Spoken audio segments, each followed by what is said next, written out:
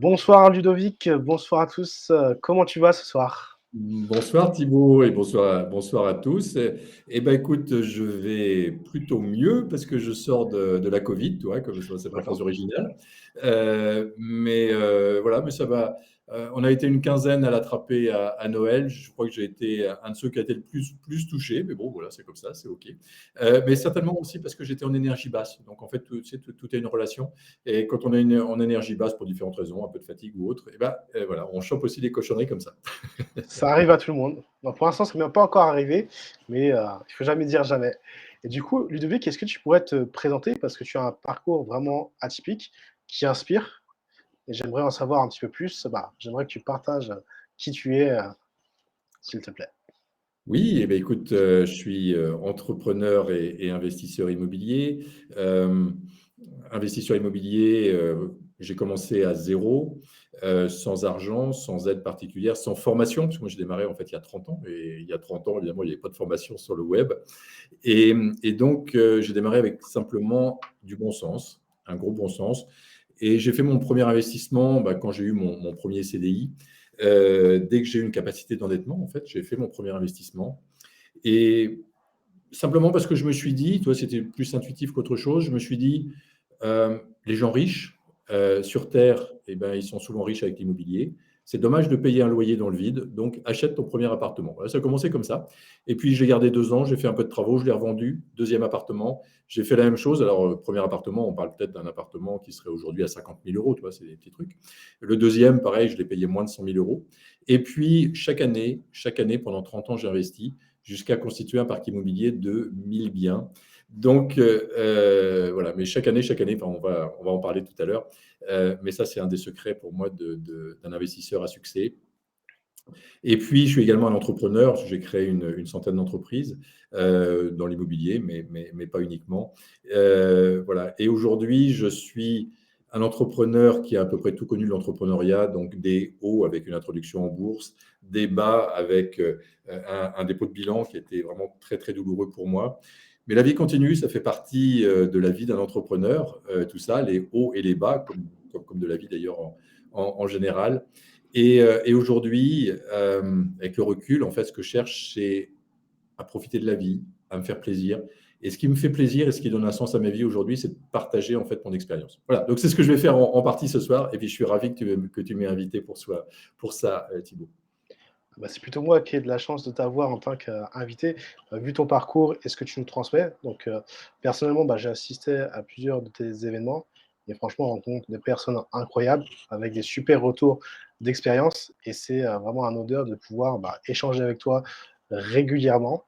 Et moi, maintenant, j'aimerais savoir comment tu as pu traverser donc ces 3 ans, donc entre 2020 et 2022, par rapport à la période, voilà, la crise, le corona, par rapport à tes activités, par rapport à ton moral. Comment tu as vécu cette période? Le moral, bon. Pour moi, c'était une opportunité, en fait. Le fait de se poser, surtout pour les premiers confinements, le fait de se poser, de prendre du temps pour soi, de prendre de la hauteur sur ses activités, pour moi, c'était quelque part une chance. Et puis, comme la vie fait bien les choses, je venais de déménager, en fait, au bord de l'océan. Donc, le confinement, je ne l'ai pas vraiment subi. Et puis après, pour les activités, alors, nous, aujourd'hui, bien sûr, on est dans l'immobilier, comme je viens de le dire, mais également dans l'hôtellerie, puisqu'on exploite, en fait, 4 hôtels. D'accord. Et bien sûr, tout s'est arrêté à ce moment-là, en fait. Les hôtels se sont arrêtés, personnel donc était inquiet, il a fallu rassurer, bien sûr, le personnel, gérer les annulations, etc. Donc ça s'est fait au fil de l'eau, mais aujourd'hui, avec le recul, voilà, j'ai plus le stress que j'ai pu connaître à certains moments. Et alors, on en parlera aussi tout à l'heure, mais le monde a énormément changé, en effet, depuis 2 ans, depuis le premier confinement. Mais il faut prendre ça avec du recul. Il faut se laisser porter quelque part par la vie. Toi, je te donne un exemple du vécu. C'est que notre responsable d'un de nos établissements, donc Mhm. sur l'île de Ré, responsable d'un de nos hôtels, qui a fait une super saison l'année dernière, avec lequel ça se passait bien, a un coup de blues, là.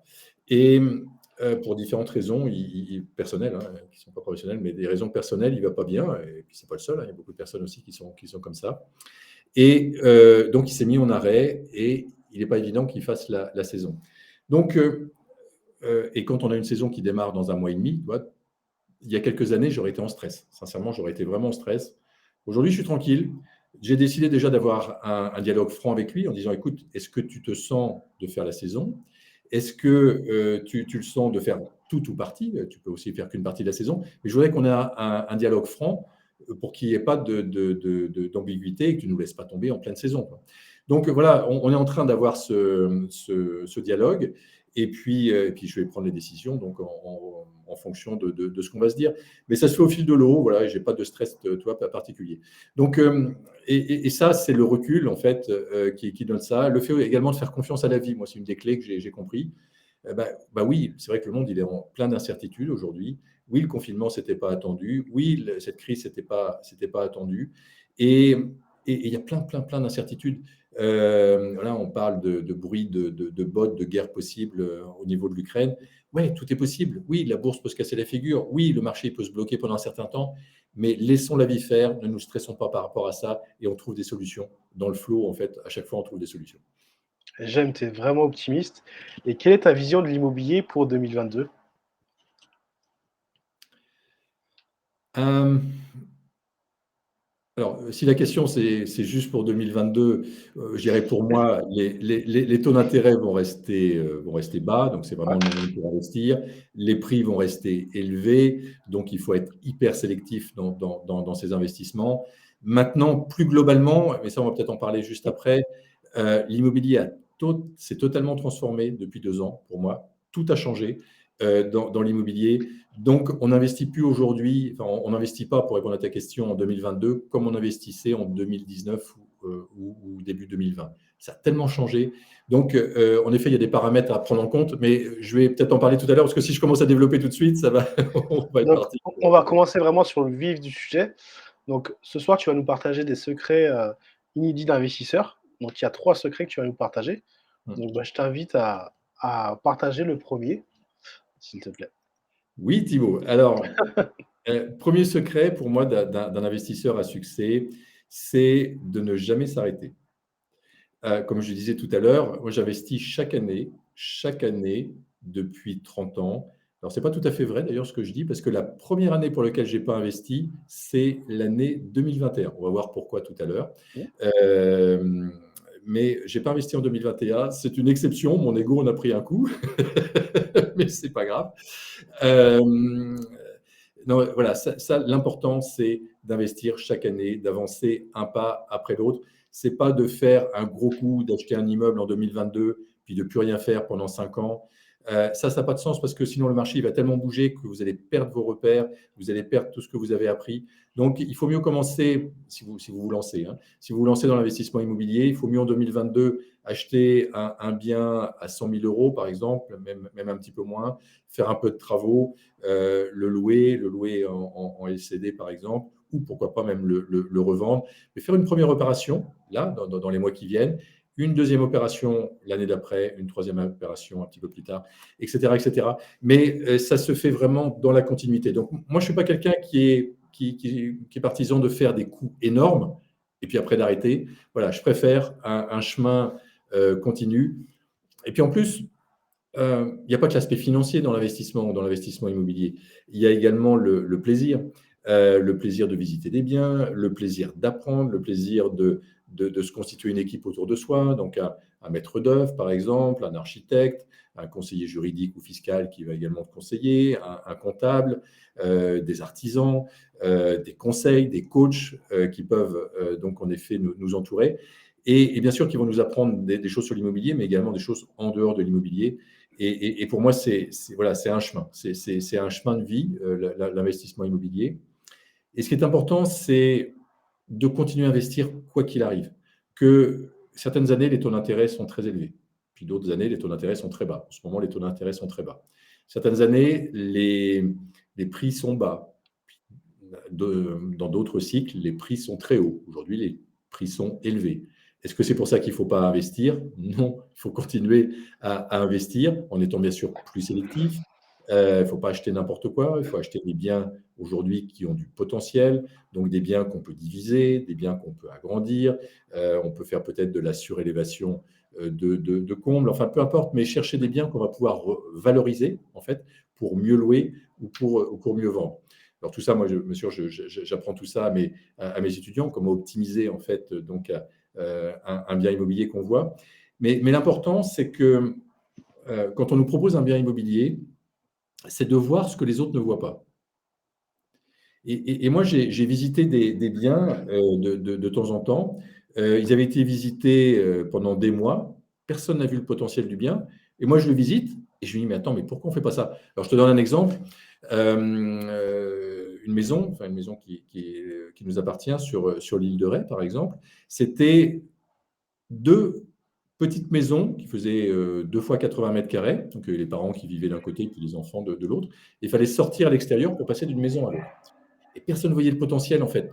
Je me dis, mais qu'est-ce que je peux faire de ça? Il y avait un très grand parc, il y avait 1 hectare de terrain autour.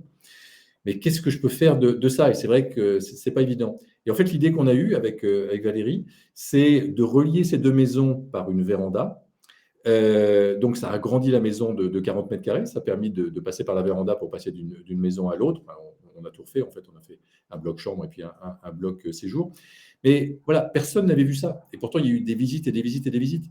Et donc, ce n'était pas si cher, en fait, quand on a acheté ce bien. Et ça, c'est important d'avoir l'œil, en fait. Mais pour ça, il faut pratiquer. Il faut pratiquer, il faut pratiquer, il faut voir des biens. Il ne faut pas hésiter également à demander, à se faire conseiller, à demander aussi, si nous, on n'a pas l'œil au départ, on demande à l'agent immobilier s'il n'a pas des idées, on demande à un entrepreneur s'il n'a pas des idées, on demande à un maître d'œuvre, peu importe. Alors, on peut se faire accompagner. Donc voilà, c'est investir chaque année, donc quoi qu'il arrive. Alors juste pour revenir sur la conjoncture actuelle, comme on l'a vu tout à l'heure, donc les taux d'intérêt sont bas. C'est du jamais vu. Moi, depuis 30 ans d'investissement immobilier, je n'ai jamais vu des taux d'intérêt aussi bas. Donc vraiment, allez-y.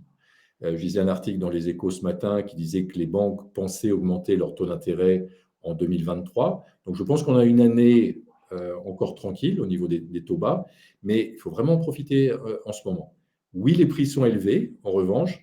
Donc là, il faut être un peu malin. Il faut, comme je disais, aller chercher des biens un petit peu atypiques ou des biens dont les autres personnes ne voient pas le potentiel, ou quitter les centres-villes et investir dans l'immobilier rural, dans les centres de gros bourgs, par exemple, de 1000 habitants, dans lesquels il y a des transports en commun, où il y a la fibre, par exemple.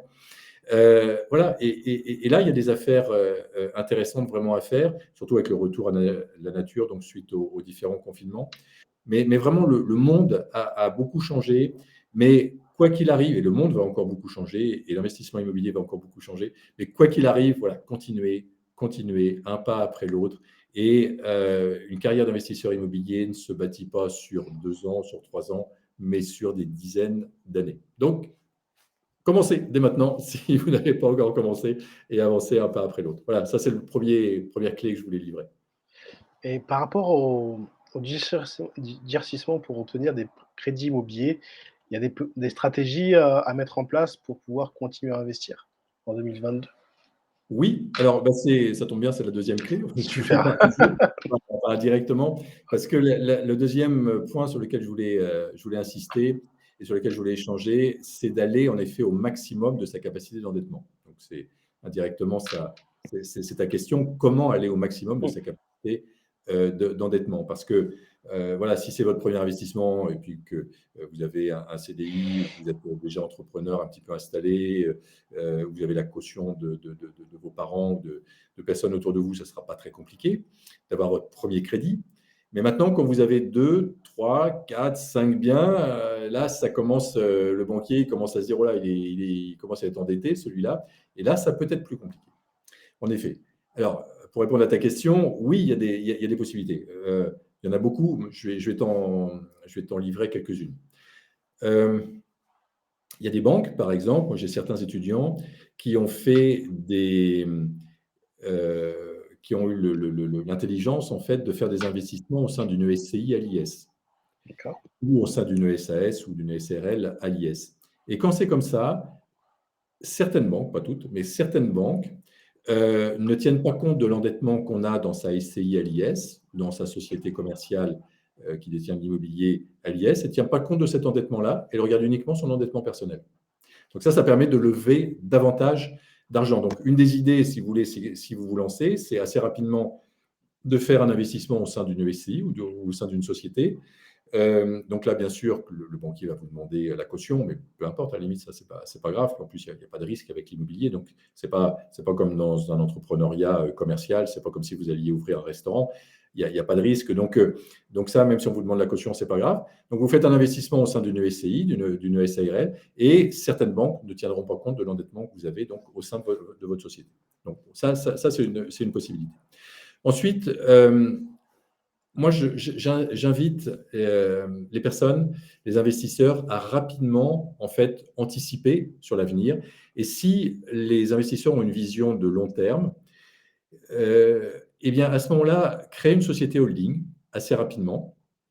Alors, comment on peut créer une société holding? Je vous donne quelques notions. Bien sûr, je ne vais pas rentrer dans les détails, mais je vous donne quelques notions. Si vous avez, par exemple, une SCI déjà, ou une SARL, vous allez pouvoir valoriser en fait cette SCI. Alors, comment on valorise une SCI? Eh bien, si votre SCI, vous avez un bien immobilier dedans, que vous avez acheté 50 000 euros, et vous avez fait des travaux, et aujourd'hui, ce bien de 50 000 euros, il vaut 100 000 euros. Je prends un exemple tout simple. Eh bien, donc la valeur quelque part de cette SCI, ça va être 50 000 euros, les 100 000 euros, moins l'investissement de départ qui était de 50 000 euros. Je fais simple. Donc, la valeur de cette SCI, c'est 50 000 euros. Bien, vous allez apporter en fait à votre société holding les parts de votre SCI et ça va permettre de donner un capital à votre société holding de 50 000 euros. Ce qui fait, alors bien sûr, cette SCI, elle ne sera plus détenue par vous personnellement, elle sera détenue par votre holding. Voilà, je ne sais pas si je suis bien clair, hein, mais c'est juste pour vous donner quelques visions, quelques notions de ce qu'on peut faire, des démontages qu'on peut faire. Alors, bien sûr, vous pouvez également créer votre société holding à partir de zéro. Simplement, vous lui donnez un capital avec de l'argent que vous allez mettre. Mais l'astuce que je vous ai donnée au préalable, c'était pour vous éviter de mettre du capital. Et c'est pour vous donner une façade sympathique. Parce que si, là, j'ai donné un exemple avec une SCI, mais vous pouvez avoir plusieurs SCI. Vous pourriez également avoir une société commerciale. Eh bien, cette société commerciale, même chose, vous pouvez l'apporter à votre société holding. Et si votre société commerciale, elle est valorisée 50, 100, 200 000 euros, eh bien, vous allez avoir une société holding qui va avoir un capital de peut-être 200, 300, 500 000 euros, voilà, en commençant à partir de rien, sans mettre de cash, en fait. Et ça va donner une crédibilité donc, par rapport aux banques. Et plus la holding est valorisée, plus on peut emprunter. Si j'ai bien... Indirectement, oui, parce que ça crédibilise quelque part le dossier. Indirectement, hein, parce que ce n'est pas la seule chose que la banque, bien sûr, va regarder. La banque, elle va regarder également si cette société holding, elle fait des bénéfices. Bien sûr. Bien évidemment. Donc, l'idée, ça sera de faire des bénéfices. Donc, et pour faire des bénéfices, moi, ce que j'invite à faire, c'est à faire quelques opérations d'achat-revente. Parce que là, les bénéfices, ils sont engrangés rapidement. Une opération d'achat-revente, dans l'année, en fait, on peut faire du résultat, on peut faire des bénéfices. Et ça, la banque, elle aime ça. Elle aime, bien sûr, les résultats. Donc voilà, ça c'est une astuce. Après, vous pouvez également vous associer. Si vraiment vous n'avez plus de capacité d'emprunt aujourd'hui, ou vous êtes en transition professionnelle, vous êtes en train de créer votre activité, et bien aujourd'hui, vous associez. Vous pouvez tout à fait vous associer avec des personnes qui ont du cash ou des personnes qui ont une capacité d'endettement. Et il y en a beaucoup. Il y en a énormément. Il y a énormément d'argent aujourd'hui qui dort sur les comptes. Et quand on sait qu'aujourd'hui, on a une rémunération de 1%, 1,5%, peut-être 2% maximum sur les livrets, sur les contrats d'assurance vie, eh bien, vos proches, votre famille, si vous lui dites, bah, écoute, voilà, plutôt que tu immobilises là, quelques dizaines de milliers d'euros sur un contrat qui te rapporte à peu près rien, et si tu les mettais avec moi dans un investissement immobilier qui va te rapporter, je ne sais pas, 8 ou 10%. Voilà, donc ça peut avoir du sens. Et là, l'idée, ce n'est pas de quémander une aide. L'idée, c'est de rendre service en fait à un proche en lui donnant une forte rentabilité. Donc, ça, c'est une possibilité. Et tu as des critères avant de t'associer à quelqu'un? Ou par exemple, il faut toujours prévoir, bien sûr, dans le contrat, une sortie donc, du projet. Tu t'es accompagné par un avocat dans ces cas-là? Oui, c'est préférable de se faire accompagner en effet par un avocat qui va prévoir en effet un pacte d'associés. Et dans le pacte d'associés, en effet, comme tu le dis justement, il y a en effet les prévisions de sortie. C'est-à-dire que s'il y a un désaccord entre les associés, eh bien, on prévoit de racheter, par exemple, les parts de l'autre à tel montant. Alors, le montant n'est pas forcément fixé au départ, mais ça peut être un multiple, par exemple, du résultat. Donc oui, bien sûr, on peut prévoir tout ça. D'une manière générale, pour répondre à ta question, moi, je ne suis pas fan des associations. J'ai jamais eu beaucoup de succès. Je me suis pas mal associé dans ma vie, mais je n'ai jamais eu beaucoup de succès, sauf quand les tâches étaient complètement différenciées. Exemple, si vous avez quelqu'un qui s'associe avec vous, qui met juste de l'argent ou qui met juste sa capacité d'endettement, donc avec vous, et vous vous occupez de l'opérationnel, ou l'inverse. Bon, là, ça a du sens parce que vous êtes complètement en opérationnel, vous êtes libre quelque part en opérationnel. L'autre, il amène l'argent. Donc, ça c'est OK. Mais quand les deux associés travaillent ensemble, alors ça arrive, hein, moi j'ai vu des exemples d'associations qui fonctionnent très bien. Mais voilà, il faut simplement être bien conscient de ce qu'on fait, bien conscient des complémentarités qu'on peut avoir avec son associé. Il y en a un qui peut s'occuper plus de l'administratif, de la gestion, l'autre qui peut s'occuper davantage du commercial, du développement, enfin je ne sais pas, mais par contre, si on aime exactement la même chose, c'est souvent un petit peu plus compliqué. Donc d'une manière générale, pour l'immobilier, moi je conseille d'éviter de s'associer sur les opérations de long terme. C'est-à-dire que si on fait un crédit de 15 ou 20 ans ou 25 ans, sincèrement, il peut se passer tellement de choses en 20 ou 25 ans que je trouve que ce n'est pas forcément malin de s'associer. En revanche, s'associer sur une opération de marchand de biens qui est une opération de court terme, qui va se débloquer sous 1 an ou sous 2 ans, là, oui, ça peut avoir du sens. Et en type de société, en marchand de biens, tu recommandes quel type de société? SAS, SARL? Oui, peu importe. La SAS, c'est bien. Aujourd'hui, c'est une formule qui est beaucoup plus souple. La SAS, en fait, elle a évolué. Il y a quelques années, il fallait un commissaire au compte, il fallait un minimum de capital. Aujourd'hui, ce n'est plus le cas.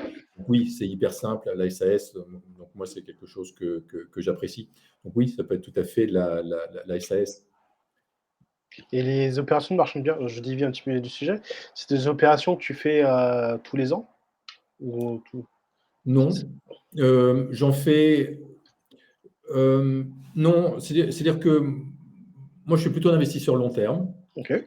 En revanche, je fais les opérations de marchand de biens quand j'en ai l'occasion. Donc, ouais, peut-être en moyenne, c'est tous les 2 ans, on va dire. Mais ce que je fais plus couramment, pour répondre à ta question, Ok. c'est des opérations long terme. Enfin, c'est des opérations que j'ai lancées sur du long terme, en fait. Ok. Donc, des opérations sur lesquelles j'ai investi il y a 10 ans, il y a 15 ans, il y a 20 ans. Aujourd'hui, qui ont une plus-value potentielle énorme et que je remets à la vente, que je découpe. Donc, ça peut être un immeuble, par exemple, que j'ai acheté il y a 15 ans, que je l'ai acheté pour faire du long terme. Aujourd'hui, il y a une plus-value très importante et la plus-value, elle sera encore plus importante si je vends les lots à la découpe plutôt que de les vendre en bloc. Donc, je découpe à ce moment-là. Donc, quelque part, c'est une opération de marchand de biens, donc indirecte. Mais ce n'était pas prévu au départ. Ce n'était pas prévu comme ça au départ. Mais à l'arrivée, voilà, si tu veux, moi, il y a certains immeubles dans lesquels j'ai investi il y a 15 ans. Aujourd'hui, je fais x3.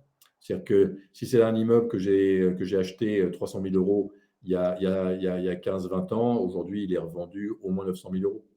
Au moins 3 fois plus, au moins. C'est là où on voit l'intérêt de l'immobilier. Et ça risque de continuer parce que les prix continuent à augmenter, puisqu'il y a de l'inflation qui arrive. Donc, c'est là qu'on voit en effet que c'est vraiment intéressant. Et quand il y a des plus-values comme ça importantes à prendre, bah, ça vaut le coup de les prendre parce que ça fait du cash. Donc là, par exemple, pour les 900 000 euros, si le prêt est payé, bah, ça fait 900 000 euros qui rentrent dans la société. Et après, bah, tu peux t'en servir de levier pour faire d'autres opérations plus importantes. Donc, ouais. Bah, merci d'avoir répondu à cette petite question annexe. Avec plaisir. Alors, il y a une autre possibilité, moi, que je conseille pour augmenter sa capacité d'endettement. Ça, c'est pour les gens qui aiment beaucoup l'immobilier, qui veulent peut-être en faire même leur activité principale. C'est de mixer les activités, enfin, de mixer une activité long terme d'investisseur immobilier et une activité commerciale. Je m'explique. Parce que l'activité commerciale, ça va permettre d'avoir de la liberté, de continuer à avoir de la liberté, parce que souvent, quand on fait ce type d'activité, c'est bien sûr pour la liberté financière, mais également pour la liberté tout court. Donc, quand on a une activité commerciale, ça va permettre de gagner aussi de l'argent, et puis sans investir, sans avoir besoin forcément d'emprunt. Alors, j'essaie de m'expliquer pour être un peu plus concret. Une activité commerciale liée à l'immobilier, ça peut être quoi? Ça peut être, j'en sais rien moi, ouvrir une conciergerie. Voilà, j'ouvre une conciergerie. C'est un métier qui est connexe en fait à nos activités d'investisseurs immobiliers et ça peut permettre de développer du cash. Ça peut être devenir agent immobilier, si on aime ça, si on aime la vente. Pourquoi pas? Ça peut être faire des opérations de marchand de biens, dont on a parlé tout à l'heure. Ok, c'est des opérations d'achat-revente, donc là, il y a de l'emprunt, mais c'est des opérations commerciales pour moi.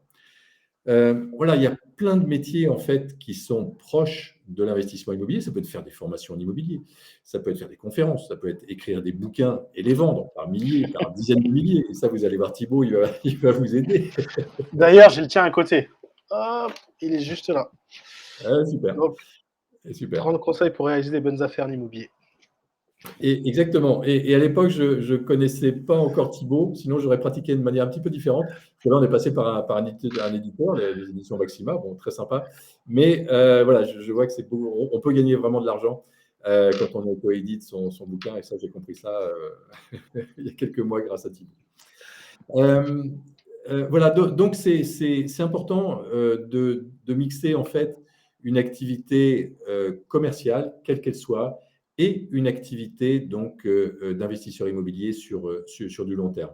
C'est ce que j'ai fait personnellement. Donc, moi, j'avais créé une société au départ de commercialisation d'immobilier de placement. Alors, à l'époque, j'ai surfé sur la vague de la défiscalisation, mais ça, c'était il y a 25 ans. On était un des précurseurs, en fait, on était un des premiers à vendre de l'immobilier comme un produit financier. Après ça s'est développé. Et ça nous a permis d'avoir une croissance phénoménale, une croissance entre 50 et 100% par an. Ça m'a permis de revendre cette société, donc plusieurs dizaines de millions d'euros. Donc voilà, il y a des possibilités quand on fait des opérations commerciales comme ça. Sincèrement, quand j'ai démarré, j'aurais pensé d'abord introduire en bourse cette boîte, puis ensuite la revendre, les montants stratosphériques que je l'ai revendu. Mais voilà, la vie, encore une fois, elle fait bien les choses. On ne sait pas ce qui peut se passer. Demain, vous pouvez créer votre conciergerie avec un concept peut-être singulier, un truc un peu différent, parce qu'il ne faut pas faire comme tout le monde, il faut essayer de trouver une singularité à ce qu'on fait. Et si vous trouvez la singularité dans ce que vous faites, voilà, là, vous allez pouvoir avoir une société qui va se développer rapidement, et pourquoi pas pour certains l'introduire en bourse, et pourquoi pas pour certains la revendre plusieurs dizaines de millions d'euros, tout est possible. Il va falloir que tu fasses une formation sur comment introduire comment lancer l'entreprise jusqu'à l'introduction en bourse. Moi, je suis preneur. Avec plaisir, avec plaisir. Mais j'aime ça, transmettre mon expérience, c'est pour ça que je te dis avec plaisir, c'est sincère, parce que j'adore, voilà, je suis à un moment aussi de ma vie où j'ai envie de me faire plaisir et transmettre mon expérience, ça me fait plaisir. Donc oui. Bah, merci pour ce tips. Tu as un troisième secret à nous dévoiler, il me semble. Oui, c'est de tenir compte des changements actuels de l'immobilier. On en a parlé un petit peu en préambule, mais ça, je voudrais développer. Parce que, comme on le disait tout à l'heure, depuis 2 ans, le monde a beaucoup, beaucoup changé. L'immobilier, bien sûr, a beaucoup changé. Aujourd'hui, on a énormément de mal à recruter dans tout un tas de domaines, hôtellerie, restauration, ça, je suis directement concerné, mais les transports, l'administratif, la comptabilité, le secrétariat. Enfin, il y a énormément de domaines où on a beaucoup, l'informatique, etc., beaucoup de mal à recruter.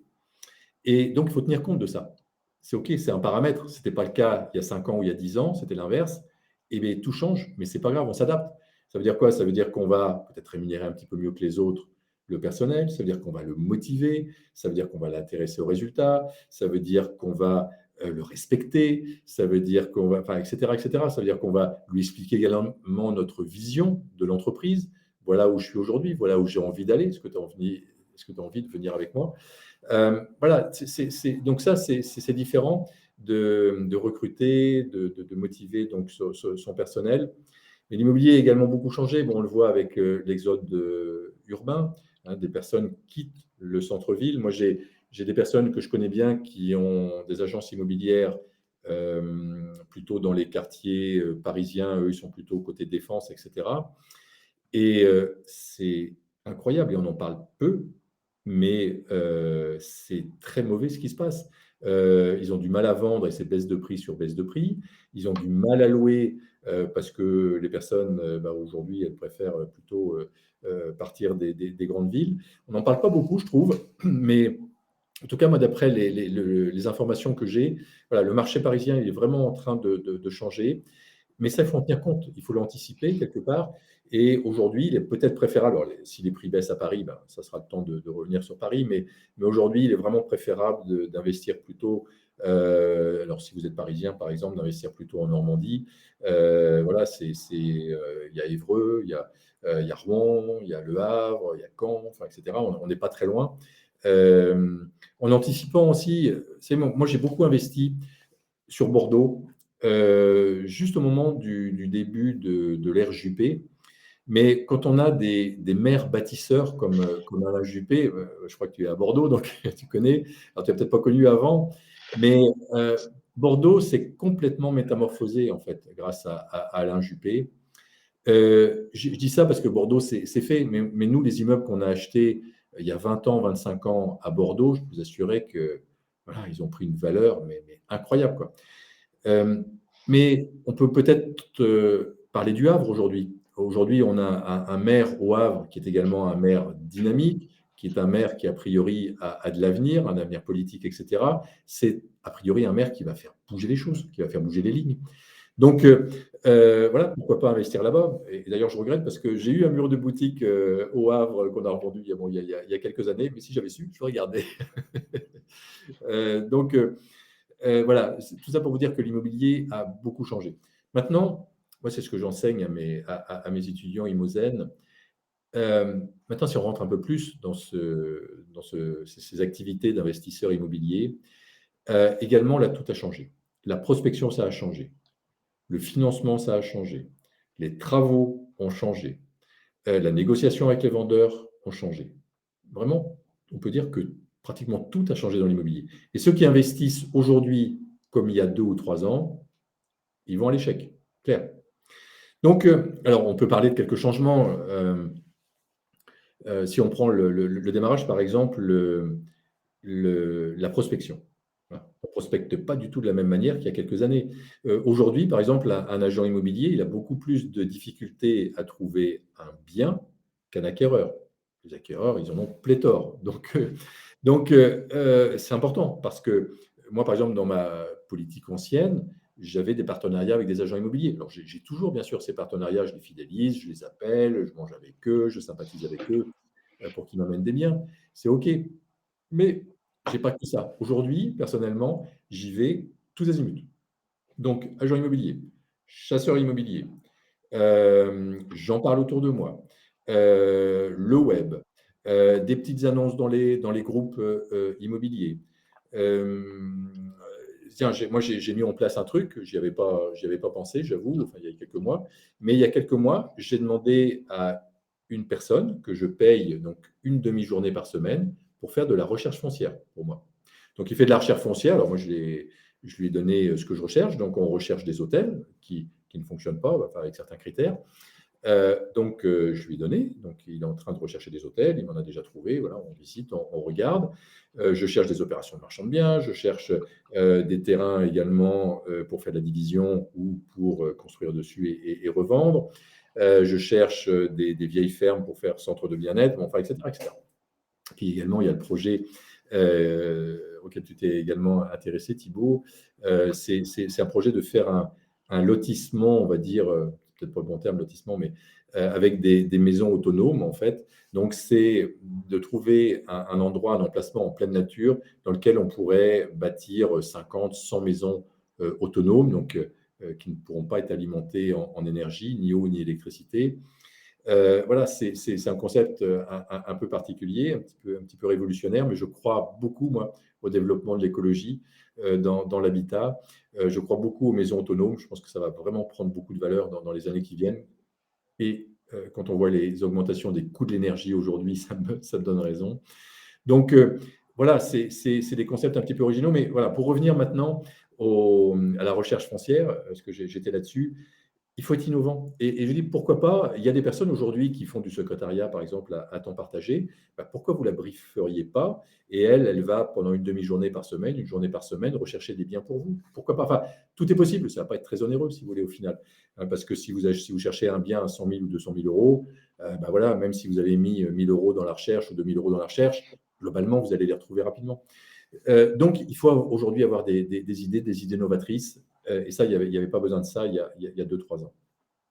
Si je prends, je ne vais pas tout décliner, mais si je prends, les travaux, complètement changé. Aujourd'hui, les matériaux, le coût des matériaux augmente, le coût, des hommes augmente. On a vraiment des difficultés à recruter des personnes sur les chantiers. Donc il faut être malin. Alors déjà, il faut demander plusieurs devis. Nous, en ce moment, on fait des travaux sur à peu près tous nos hôtels parce que comme on a des hôtels saisonniers, enfin pas tous, mais certains hôtels sont saisonniers, ben, on en profite. Eh bien, j'avais sincèrement des travaux, des coûts de travaux qui allaient du simple au triple. Donc, par exemple, je ne sais pas, sur l'île de Ré, là, par exemple, en ce moment,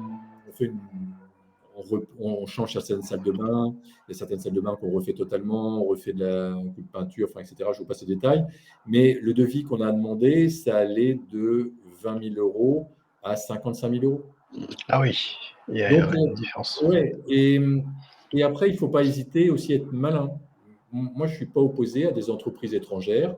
Je travaille avec des entreprises espagnoles, parce qu'on est à la frontière espagnole ici au Pays Basque. Je travaille avec des entreprises roumaines. Et c'est dommage de dire ça, mais aujourd'hui, j'ai un tel plaisir à travailler avec les Espagnols et avec les Roumains. Ils sont dévoués, ils sont volontaires, ils bossent. Là, on en a chez moi, là, j'ai une entreprise, là, en ce moment, parce qu'on on refait toute notre terrasse. Voilà, et bon, il m'a avoué en fait qu'il avait fait une connerie sur les garde-corps, au niveau des soudures, enfin je sais pas, bref, je vous passe les détails. Il me dit: «Voilà, je pourrais ne rien vous dire, mais vous allez vous en apercevoir dans 1 an, dans 2 ans, parce que ça va commencer à rouiller, donc je vous refais tout».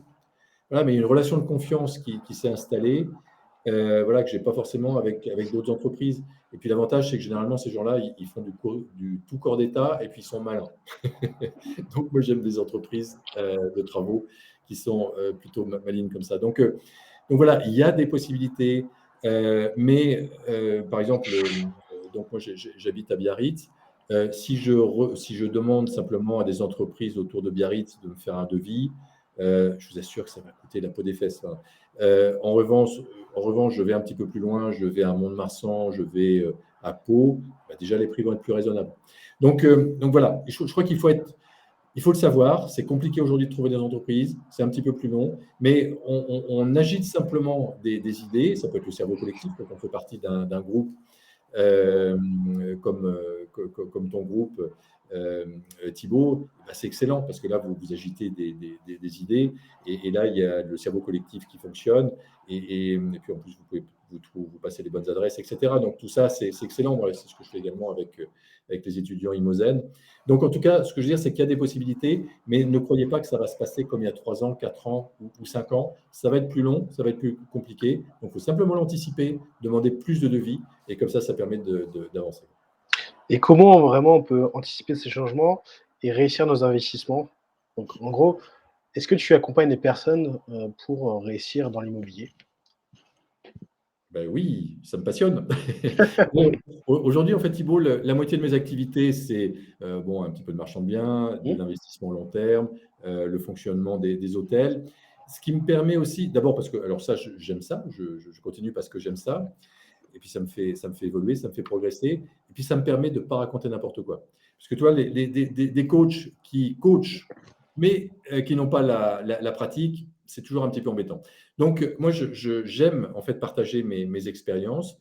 Et l'autre moitié de mes activités, donc c'est le partage de mes expériences. Donc ça peut être des conférences, ça peut être les livres, ça peut être des choses comme ça. Mais c'est également en effet des formations. Alors je fais du mentorat également. J'accompagne d'ailleurs quelques personnes du club rentabilité. C'est un vrai plaisir. Sincèrement, c'est un vrai plaisir. Il y a des déclics qui se créent avec ces personnes.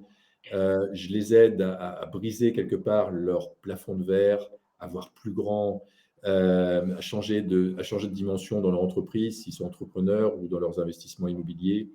Mais vraiment, il y a des miracles qui se produisent et moi, ça me réjouit. Puis à côté de ça, donc ça, c'est un suivi personnalisé. Là, je prends très peu de personnes parce que j'ai pas beaucoup de temps. Et puis, je veux également profiter de la vie. C'est important dans mes valeurs. Et puis, garder ma liberté. Mais à côté de ça, j'ai également mon programme donc, qui est Imozen. Imozen, je le lance une fois ou deux fois par an. Donc, le prochain Imozen, qui est un Imozen nouvelle génération, qui va tenir compte de toutes les modifications de l'immobilier dont je viens de parler, démarre. En fait, il va démarrer là à la fin du mois, en fait, le 1er février précisément. D'accord. 30, je démarre. Donc, si certaines personnes qui nous écoutent sont intéressées, tu me mettras peut-être un lien. Enfin, il y a Bien sûr. peut-être que vous en sachiez plus, en tout cas. Et là, j'accompagne des étudiants. Donc, il y a des ateliers en ligne et en direct dans lesquels je réponds à leurs questions, où je les suis, où je les coach. Il y a également quelques coachings personnalisés de ma part. Il y a également du coaching je ne suis pas le seul coach, je me suis entouré de coachs. Donc, il y a un coach en juridique, fiscal, comptable. Il y a un coach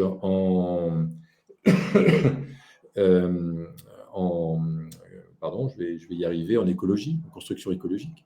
Et puis, il y a un coach plus développement personnel, je dirais, en passage à l'action, pour les personnes qui ont un petit peu de mal à passer à l'action, à briser leur plafond de verre. Donc ça, c'est un autre coach. Puis il y a également un coach qui suit la pédagogie, en fait, qui suit l'évolution en fait, de l'étudiant.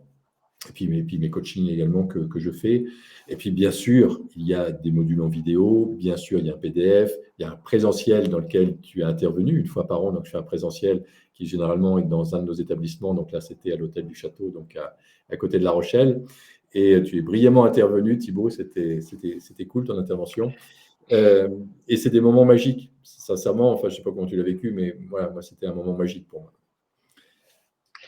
Donc voilà, tout ça, c'est Imozen. Voilà, donc, et le lancement se fait comme je vous disais, une fois ou deux fois par an. Donc, si vous avez un intérêt pour ça, bien sûr, n'hésitez pas, vous me mettez sur le lien et vous serez invité. Enfin, voilà, il y a des conférences, il y a un certain nombre de choses et des liens d'inscription. Voilà, j'ai répondu à ta question. Tu as répondu à ma question et là, je repars sur une nouvelle question. On m'a dit donc que tu allais intervenir dans un stade de foot très prochainement, donc en septembre. Est-ce que tu peux nous en dire un petit peu plus sur ce qui va se passer et le sujet sur lequel tu vas intervenir? Oui, c'est le 24 et le 25 septembre. Et donc, non, Thibaut, c'est incroyable ce que tu fais, hein, parce que pour les personnes qui nous écoutent, je pense que vous avez compris que Thibaut, avec son équipe, donc, organise cet événement qui va être le plus gros événement de France. Donc, Thibaut est un visionnaire. Thibaut a déjà organisé un salon, mais là, il voit il voit XL, on va dire. C'est ça. Il voit plus grand, donc il attend 10 000 personnes, une centaine d'exposants. Enfin, ça va être donc dans un stade de foot, ça va être le plus gros événement en fait de l'année. Et j'ai la chance que Thibaut m'ait invité, donc je vais être un des conférenciers, si j'ai bien compris, mais peut-être je vais intervenir plusieurs fois. Et je vais partager, en fait, encore une fois, mon expérience en toute humilité. Et là, en particulier, là, je vais traiter, là, on a parlé rapidement de 3 secrets inédits de l'immobilier, mais là, je vais développer davantage et je vais développer 5 secrets. Et puis également avoir le maximum d'interaction avec les personnes qui seront là, réseauter. Moi, je suis quelqu'un de simple, enfin, tu as vu C'est vrai. Ouais, parce que j'adore ça. Donc, j'adore réseauter, j'adore discuter avec les gens viennent me voir, mais comment tu as fait, et je partage. Et ça peut créer des déclics, en effet, chez certains d'entre vous. Donc, je vous conseille vraiment de venir au salon de l'investissement immobilier, donc le 24 et le 25 septembre. Et ton livre sera même exposé, même tes 2 livres, hein, parce que tu as plusieurs livres. Donc, vous pouvez le retrouver dans notre librairie. Donc, pour que vous puissiez vous instruire. Et puis, on se dit à très vite, Ludovic, dans tous les cas. Donc, tu as un webinaire prochainement. Tu as plusieurs webinaires qui arrivent. Oui, le prochain, c'est le 1er février. Donc, D'accord. je n'ai pas le lien là, mais si toi, tu peux partager Ouais. le lien, ça sera parfait. Donc, Voilà, le 1er février, c'est plutôt pour les gens qui débutent dans l'investissement immobilier. Puis j'ai un autre webinaire le 3 février, plutôt pour des gens là qui ont déjà 2, 3, 4, 5 biens immobiliers ou immeubles et qui veulent aller plus loin, briser leur plafond de verre. Donc voilà, je vais partager avec tout ça. Puis bien sûr, je répondrai à toutes vos questions en direct. Et ça, c'est un exercice que j'adore, surtout les échanges en direct. Ça me passionne. D'ailleurs, si vous avez des questions, j'ai encore quelques minutes, hein, si vous avez des questions à poser, surtout, n'hésitez pas. Je me ferai un plaisir d'y répondre. Moi, c'est un plaisir vraiment de t'écouter pendant 45 minutes. Franchement, les pépites que tu as partagées. Hier, il y en avait des pépites, mais là aussi, là, c'est un concours de pépites, là. Je crois qu'avant le salon, on va apprendre beaucoup de choses. Oui, Franchement, ce que je pourrais ajouter, c'est que c'est important de voir grand, un petit peu comme Thibaut voit grand pour son salon. Je pense que c'est important que vous voyez grand pour votre vie, que vous voyez grand pour votre entrepreneuriat, vous voyez grand pour vos investissements immobiliers. Surtout, ne vous limitez pas. Ce n'est pas une obligation de voir grand, je dis toujours, mais si vous avez envie de voir grand, surtout, ne vous limitez pas. Ça, c'est vraiment une clé pour moi qui est hyper importante parce que moi, personnellement, je me suis limité. Je n'osais pas dire aux autres, par exemple, que j'avais introduit ma boîte en bourse parce que j'avais peur de les déranger. Je n'osais même pas en parler à mes amis, quelque part. Parce que, en fait, je manquais d'estime de moi. Donc, vous pouvez vous dire, ouais, mais lui, il parle. Donc, c'est quelqu'un qui a eu du succès. Donc, évidemment, non, mais je n'ai pas toujours été comme ça. C'est peut-être comme ça qu'on pourrait terminer, Thibaut. C'est que, personnellement, j'étais quelqu'un qui manquait beaucoup, beaucoup d'estime de moi. J'avais plein de peurs. Alors, pas la peur d'investir dans l'immobilier, puis en plus, c'est rentré dans ma zone de confort, mais la peur, par exemple, de parler en public, de faire une conférence, de faire une vidéo. Et aujourd'hui, vous voyez, j'ai transformé ces peurs et aujourd'hui, j'ai une chaîne YouTube sur laquelle il y a, je sais plus, 25 000 abonnés. c'est énorme. Et ouais, parce que au fond de moi, j'avais envie de passer ce message et j'ai voulu donc transformer, dépasser ces peurs. Et c'est peut-être ce qu'il faut que vous reteniez, c'est-à-dire que vous aussi, vous avez certainement des limitations, vous avez des peurs, vous avez des croyances limitantes. Mais c'est pas grave. Voilà, on a tous des choses à dépasser, on a tous des limites à dépasser. Et la vie, c'est un jeu, en fait. C'est un jeu dans lequel on va apprendre de nous-mêmes, on va apprendre qui on est nous-mêmes, on va apprendre quel est notre talent, quel est notre potentiel, quelle est notre singularité par rapport aux autres. Et une fois que vous l'avez trouvé, cette différence, ben moi, je vous invite à l'apporter aux autres. Apporter aux autres votre différence, exploiter à fond cette différence. Et souvent, en fait, cette différence, cette singularité, ce grand potentiel qu'on a, on n'en est pas vraiment conscient parce que c'est ce qui nous paraît simple. Alors évidemment, ça nous paraît simple. Beaucoup disent, bah non, ce n'est pas vraiment une différence, ça. Par exemple, si je prends mon cas, moi, l'entrepreneuriat, ça me paraissait simple. Donc, ce n'est pas une différence. Bah si, c'est une différence parce qu'il y a plein de personnes pour qui ce n'est pas si évident, l'entrepreneuriat. Mais il y a plein de trucs. Par contre, prise de parole en public, pour certaines personnes, c'est simple. Pour moi, c'était hyper compliqué. Donc, mais on est tous différents. Et peu importe. Et vraiment, ce n'est pas ça qui est important. L'important, c'est de se connaître, de se découvrir, d'apprendre à se connaître, donc de plus en plus.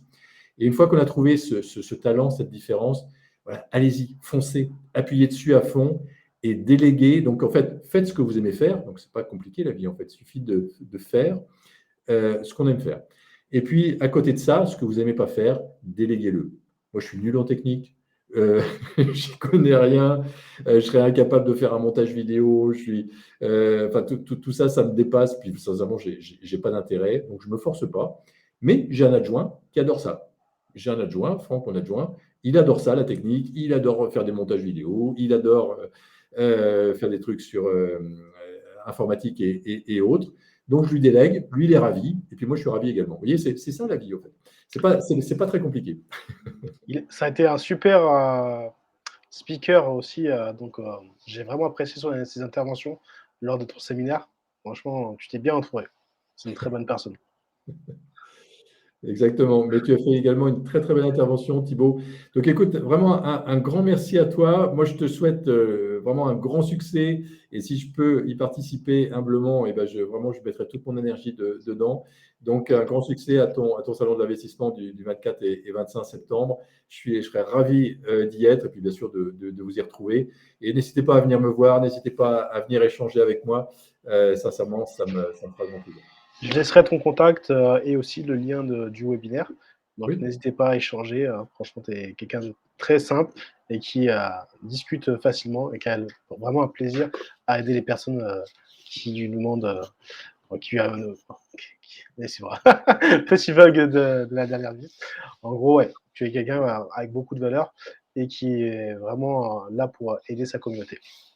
Donc, merci Ludovic et je te dis à très vite. Et je vous remercie d'être resté jusqu'à 50 minutes. Franchement, c'est toujours un plaisir de vous apporter de la valeur et on va continuer comme ça toutes les semaines. Ah, pas trop, hein, parce que sinon, vous serez essoufflé jusqu'au salon, mais c'est un plaisir de créer quelque chose avant le salon. Et je vous dis à demain pour un prochain live. Passez une bonne soirée à à tous. bientôt. Ciao.